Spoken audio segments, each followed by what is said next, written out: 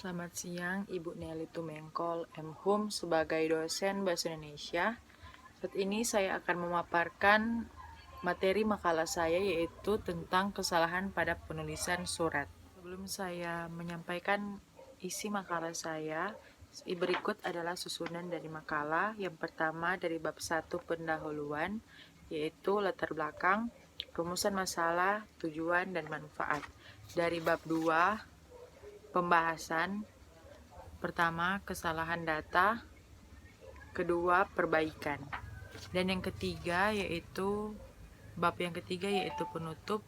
Yang pertama, kesimpulan. Yang kedua, saran. Dan yang ketiga, daftar pustaka. Sebelum kita masuk pada materinya, latar belakang dari pengangkatan materi tentang kesalahan pada penulisan surat, yaitu surat adalah media komunikasi dalam bentuk tulisan yang dilakukan oleh seseorang atau lembaga ke seseorang atau lembaga lainnya. Banyak kesalahan yang sering kita temukan dalam halnya penulisan surat. Maka makalah yang saya buat itu membahas tentang kesalahan yang dibuat oleh penulis dalam penulisan surat. Sebagaimana yang kita ketahui, masih banyak masyarakat yang belum mengetahui bagaimana cara penulisan surat yang baik dan benar. Makanya, saat ini saya akan membuat makalah atau memaparkan materi tentang kesalahan pada penulisan surat.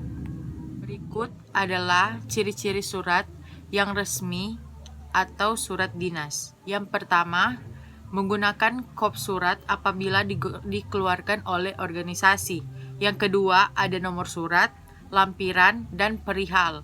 Yang ketiga, menggunakan salam pembuka yang baik dan benar. Yang keempat, menggunakan ragam bahasa yang resmi.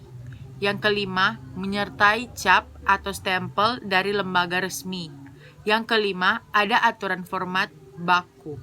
Kita masuk dalam penulisan kalimat dalam surat. Kalimat dalam surat hendaklah singkat, jelas, dan tegas, mengingat sebuah surat hanya terdapat satu pokok pikiran saja.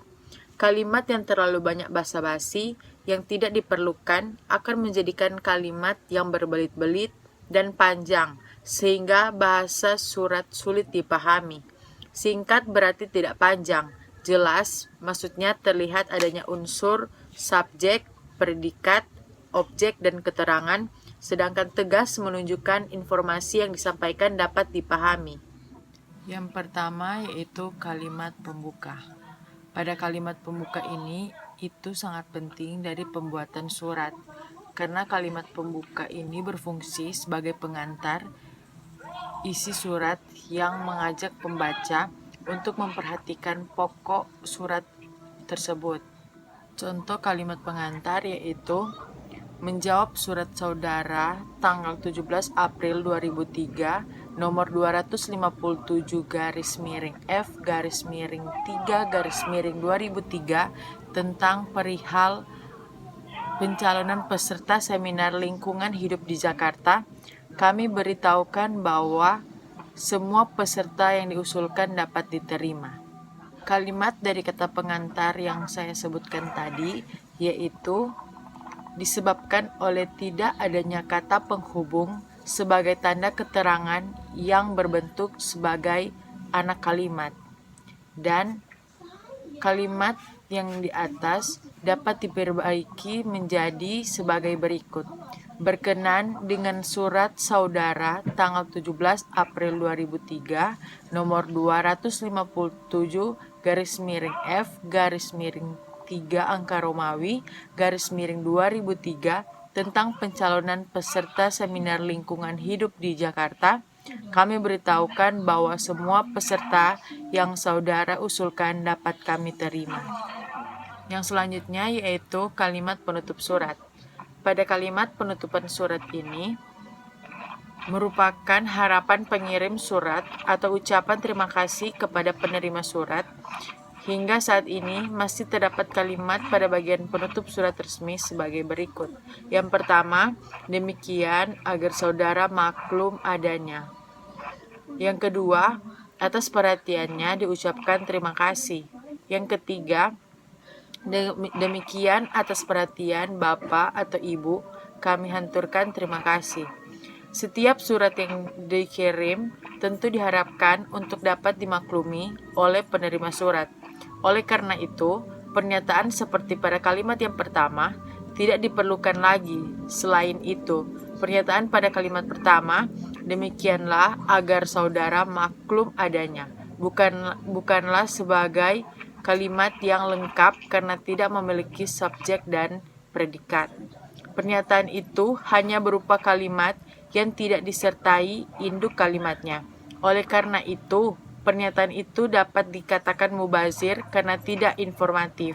Pada kalimat yang kedua, penggunaan kata gantinya pada atas perhatiannya diucapkan terima kasih tidak jelas mengacu kepada siapa.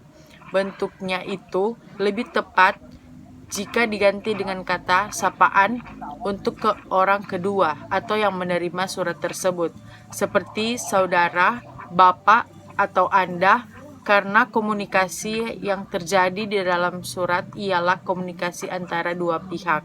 Selain itu, penggunaan imbuhan di pada kalimat terasa tidak masuk akal karena secara logika akan timbul pernyataan siapa yang mengucapkan terima kasih itu.